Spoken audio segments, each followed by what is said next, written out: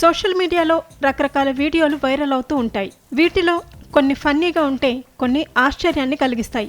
మరికొన్ని వీడియోలు ఆలోచింపు చేస్తాయి. తాజాగా సోషల్ మీడియాలో వైరల్ అవుతున్న వీడియోను చూసి నెటిజన్లు తెగ నవ్వుకుంటున్నారు. ఆచితూచి అడుగు వేయమంటారు ఇందుకే బ్రో అంటూ కామెంట్లు చేస్తున్నారు. ఈ వీడియోలో ఓ వ్యక్తి పొలానికి వెళ్తున్నాడు.